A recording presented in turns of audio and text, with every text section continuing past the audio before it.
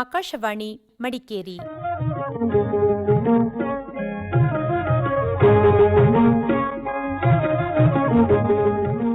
ಚಿಣ್ಣರ ಲೋಕ ಮಕ್ಕಳಿಗಾಗಿ ಕಾರ್ಯಕ್ರಮ.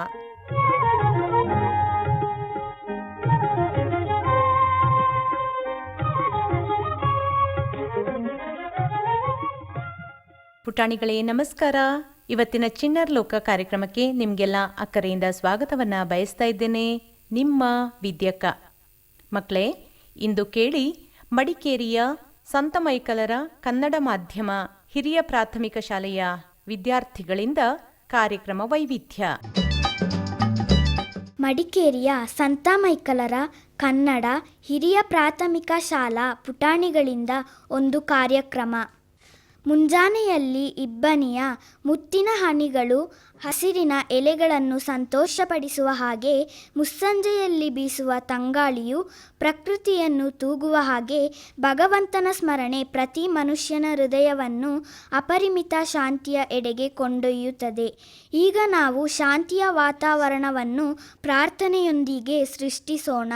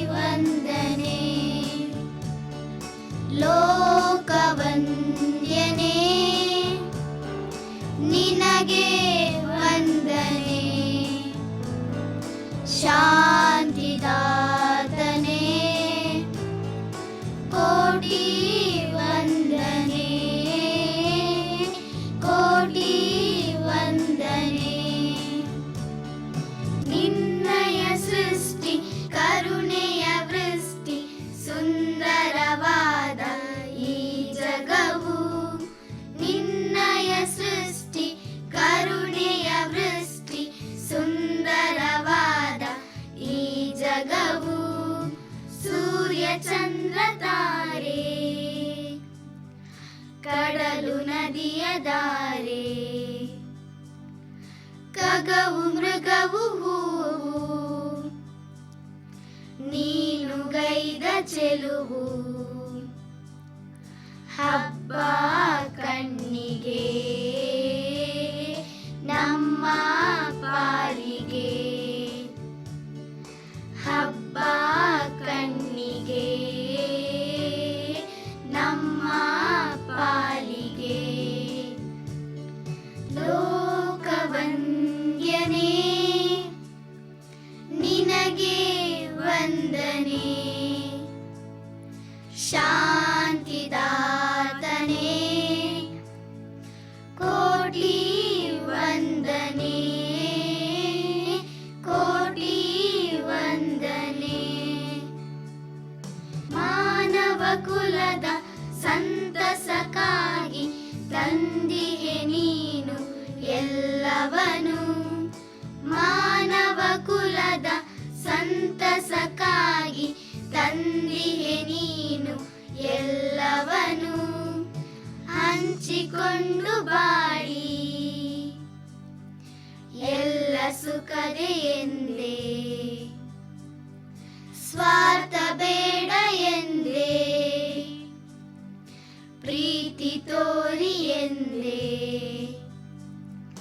ನಿನ್ನ ಹಿತ ನುಡಿ ಬಾಳ ಕನ್ನಡಿ, ನಿನ್ನ ಹಿತ ನುಡಿ ಬಾಳ ಕನ್ನಡಿ. ಲೋಕವಂದ್ಯನೇ ನಿನಗೆ ವಂದನೆ, ಶಾಂತಿದಾತನೇ ಕೋಟಿ ವಂದನೆ, ಕೋಟಿ ವಂದನೆ.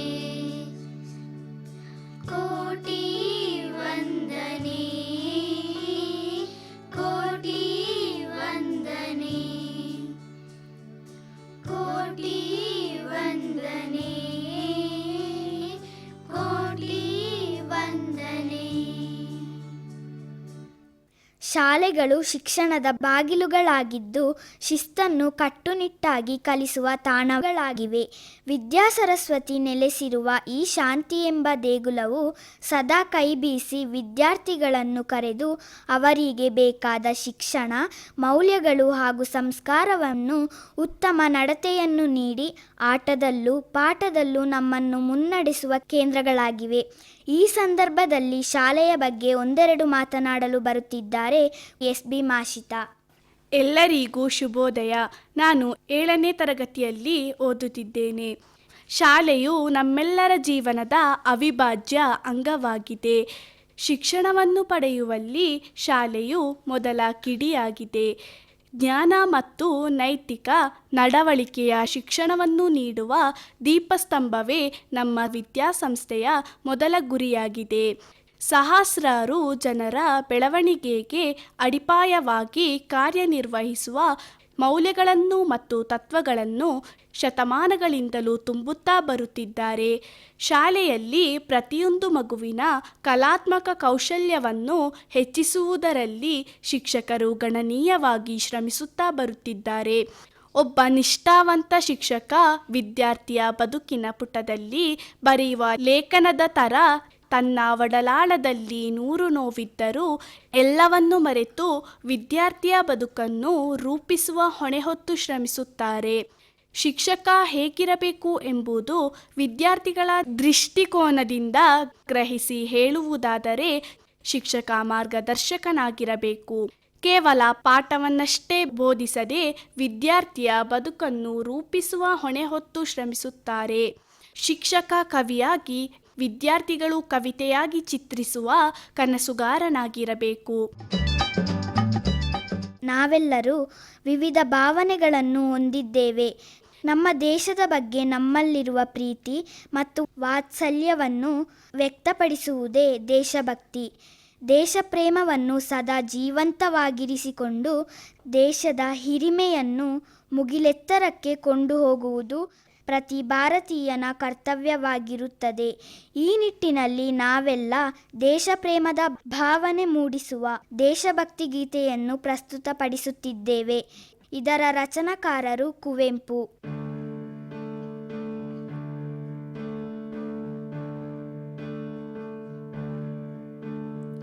ಭಾರತಾಂಬೆಯೇ ಜನಿಸಿ ನಿನ್ನೊಳು ಧನ್ಯನಾದೆನು ದೇವಿಯೇ, ನಿನ್ನ ಪ್ರೇಮದಿ ಬೆಳೆದು ಜೀವವು ಮಾನ್ಯವಾದುದು ತಾಯಿಯೇ, ಮಾನ್ಯವಾದುದು ತಾಯಿಯೇ. ಭಾರತಾಂಬೆಯೇ ಜನಿಸಿ ನಿನ್ನೊಳು ಧನ್ಯನಾದೆನು ದೇವಿಯೇ, ನಿನ್ನ ಪ್ರೇಮದಿ ಬೆಳೆದು ಜೀವವು ಮಾನ್ಯವಾದುದು ತಾಯಿಯೇ, ಮಾನ್ಯವಾದುದು ತಾಯಿಯೇ. ನನ್ನ ಅಂಗಗಳೆಲ್ಲವೂ ನಿನ್ನ ಸೋಂಪನು ಬಲ್ಲವು, ನಿನ್ನ ಸಂಗವೇ ಪರಮ ಮಂಗಳವೆಂಬುದಿನಿತನು ಅರಿಯೆನು, ವೆಂಬುದಿನಿತನು ಅರಿಯೆನು.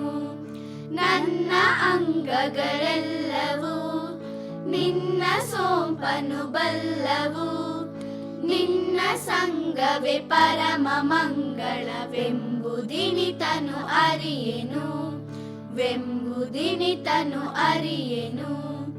ಭಾರತಾಂಬೆಯೇ ಜನಿಸಿ ನಿನ್ನೊಳು ಧನ್ಯನಾದೆನು ದೇವಿಯೇ, ನಿನ್ನ ಪ್ರೇಮದಿ ಬೆಳೆದು ಜೀವವು ಮಾನ್ಯವಾದುದು ತಾಯಿಯೇ, ಮಾನ್ಯವಾದುದು ತಾಯಿಯೇ. ರಾಣಿ ಎಂದದಿ ಮೆರೆವ ಸಿರಿತನವಿಹುದೋ ಏನೋ ಅರಿಯೆನು, ಕಾಮಧೇನುವಿನಂತೆ ಬಯಸಿದ ಫಲವ ಕೊಡುವೆಯ ಅರಿಯೆನು, ಫಲವ ಕೊಡುವೆಯ ಅರಿಯೆನು. ರಾಣಿ ಎಂದದಿ ಮೆರೆವ ಸಿರಿತನವಿಹುದೋ ಏನೋ ಅರಿಯೆನು, ಕಾಮಧೇನುವಿನಂತೆ ಬಯಸಿದ ಫಲವ ಕೊಡುವೆಯ ಅರಿಯೆನು, ಫಲವ ಕೊಡುವೆಯ ಅರಿಯೆನು. ಭಾರತಾಂಬೆಯೇ ಜನಿಸಿ ನಿನ್ನೊಳು ಧನ್ಯನಾದೆನು ದೇವಿಯೇ, ಜ್ಞಾನದಿ ಬೆಳೆದು ಜೀವವು ಮಾನ್ಯವಾದುದು ತಾಯಿಯೇ, ಮಾನ್ಯವಾದುದು ತಾಯಿಯೇ, ಮಾನ್ಯವಾದುದು ತಾಯಿಯೇ. 12ನೇ ಶತಮಾನದ ತತ್ವಜ್ಞಾನಿಯೂ ವಚನಕಾರರೂ ಆಗಿರುವ ಬಸವಣ್ಣನವರು ಸಾಮಾಜಿಕ ತಾರತಮ್ಯ, ಮೂಢನಂಬಿಕೆ ಹೋಗಲಾಡಿಸುವುದಕ್ಕೆ ಹೋರಾಡಿದರು. ಅವರ ಬಗ್ಗೆ ಚಿಕ್ಕ ಭಾಷಣವನ್ನು ಮಾಡಲಿರುವರು ಕುಮಾರಿ ಸೃಷ್ಟಿ. My name is Srishti. I am studying in 5th standard. I am going to speak about Basavanna Basaveshwara. Basavanna is popularly known to the people of Karnataka. He was born at Bagewadi in Bijapur district. He lived in the 12th century. His sayings are what is called vachanas, much popular in Karnataka. Many of them have been translated into English and Hindi. Basavanna was born to Kapal, Madarasa and Madalambike. Even as young boy, he was noted for his intelligence. He studied old scriptures under the sage Jataveda, the finance minister at the royal court of Bijala, king of Kalyana Chalukyas. ಭಕ್ತಿ ಮರದಂತೆ, ನೀರೆರೆದಾಗ ಫಲ ಕೊಡುವಂತೆ. ಭಕ್ತಿ ಎಂದರೆ ಭರವಸೆಯೂ ಹೌದು, ಅರಿವೂ ಹೌದು. ಭಕ್ತಿಯಿಂದ ಮನುಷ್ಯನ ದುರ್ಗುಣಗಳು ದೂರವಾಗಿ ಮನಸ್ಸು ಶಾಂತವಾಗುತ್ತದೆ. ಮನಸ್ಸು ಶುದ್ಧವಾಗಲು ಒಂದು ಭಕ್ತಿಗೀತೆ ಹಾಡಲಿದ್ದಾಳೆ ತ್ರಿಷ್ಯ. ಇದರ ರಚನಾಕಾರರು ಪಂಚಾಕ್ಷರಿ ಗವಾಯಿ. ನೀಡು ಶಿವ ನೀಡದಿರು ಶಿವ, ನೀಡು ಶಿವ ನೀಡದಿರು ಶಿವ, ಬಾಗುವುದು ನನ್ನ ಕಾಯ, ಬಾಗುವುದು ನನ್ನ ಕಾಯ, ನಾನೇಕೆ ಅಂಜಲಿ ನೀ ನನ್ನ ಅಂಬಲಿ, ನೀಡು ಶಿವ ನೀಡದಿರು ಶಿವ, ಬಾಗುವುದು ನನ್ನ ಕಾಯ, ಬಾಗುವುದು ನನ್ನ ಕಾಯ. ಶೃಂಗಾರ ಕೃತಕ ಬಂಗಾರ ಕ್ಷಣಿಕ, ಬಾಳಲ್ಲಿ ಬಡಿಹಾರ ವೇಕೆ, ಶೃಂಗಾರ ಕೃತಕ ಬಂಗಾರ ಕ್ಷಣಿಕ, ಬಾಳಲ್ಲಿ ಬಡಿಹಾರ ವೇಕೆ, ನೀನಿತ್ತ ಕಾಯ, ನೀನಿತ್ತ ಕಾಯ, ನಿನ ಕೈಲಿ ಮಾಯ, ಆಗೋದು ಹೋಗುದು ನಾ ಕಾಣೆನೆ, ನೀಡು ಶಿವ ನೀಡದಿರು ಶಿವ, ಬಾಗುವುದು ನನ್ನ ಕಾಯ, ಬಾಗುವುದು ನನ್ನ ಕಾಯ. ಮಾಲಿಗೆ ಕೊಟ್ಟರು ಮರದಡಿಯೇ ಇಟ್ಟರು, ನಾನಂತೂ ನಿನ್ನನ್ನಲಾರೆ, ಮಾಲಿಗೆ ಕೊಟ್ಟರು ಮರದಡಿಯೇ ಇಟ್ಟರು, ನಾನಂತೂ ನಿನ್ನನ್ನಲಾರೆ. ಸಾರಂಗಮನಕ್ಕೆ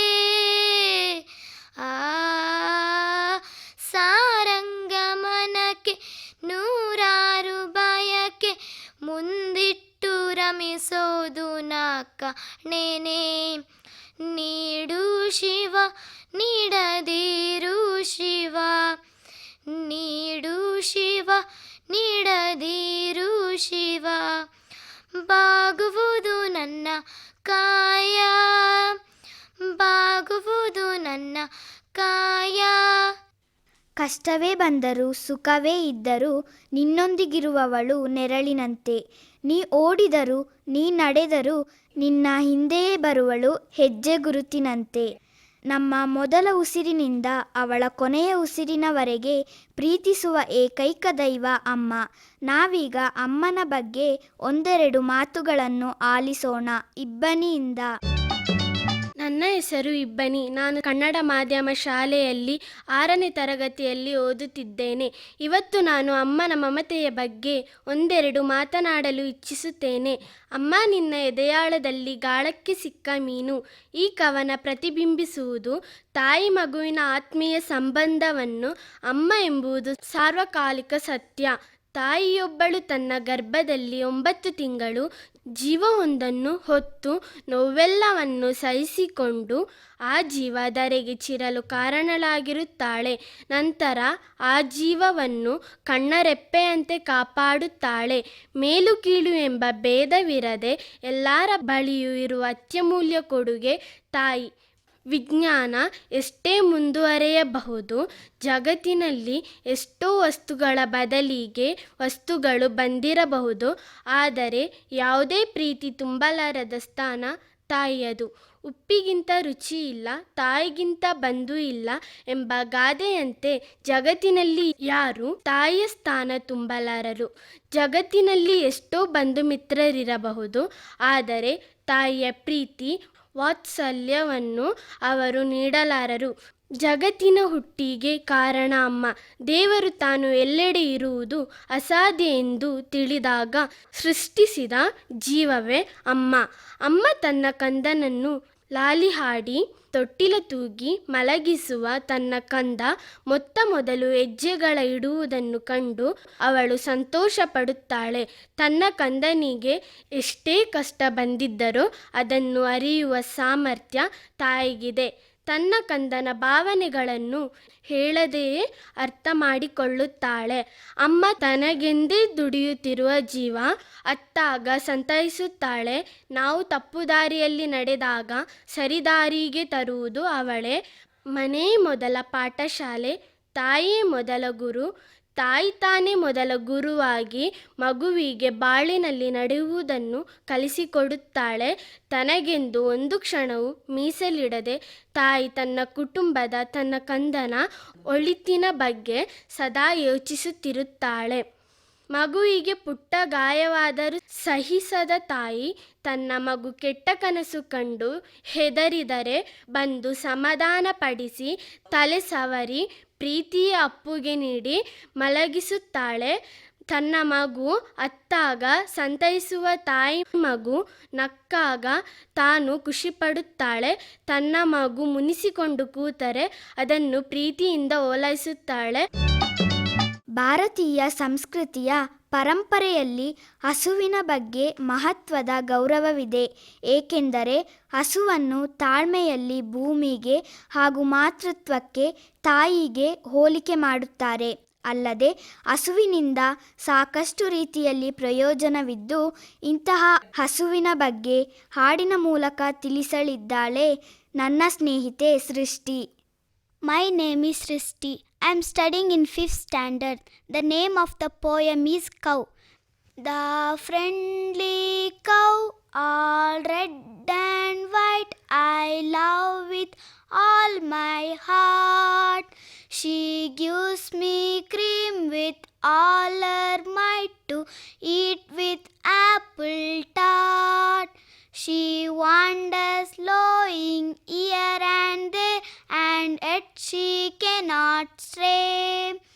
All in the pleasant open air, the pleasant light of day. The friendly cow, all red and white, I love with all my heart.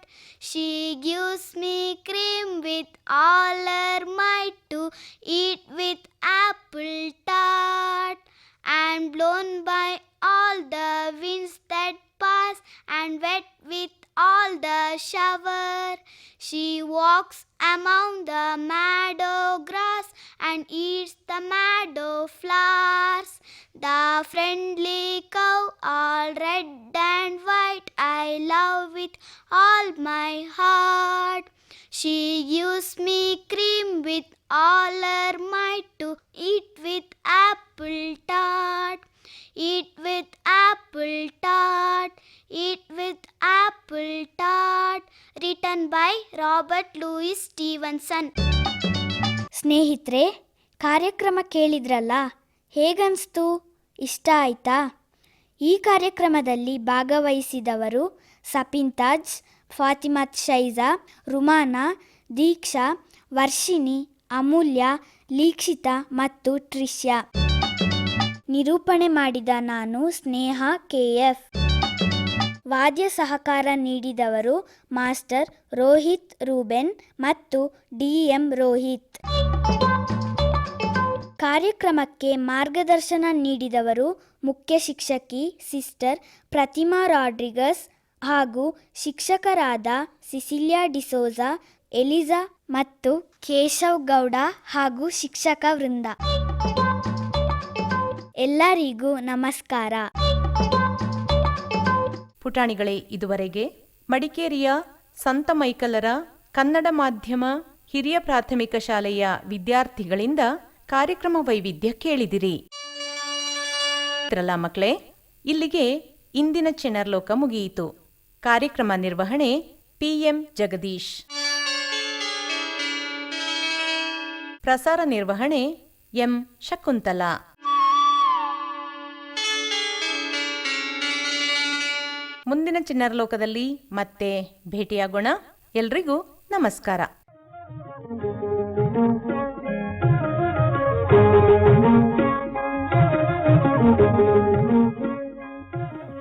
ಮಕ್ಕಳಿಗಾಗಿ ಕಾರ್ಯಕ್ರಮ ಚಿಣ್ಣರ ಲೋಕ ಪ್ರಸಾರವಾಯಿತು. ಈ ಕಾರ್ಯಕ್ರಮ ಆಕಾಶವಾಣಿ ಮಡಿಕೇರಿ ಕೇಂದ್ರದಿಂದ ಮೂಡಿಬಂತು.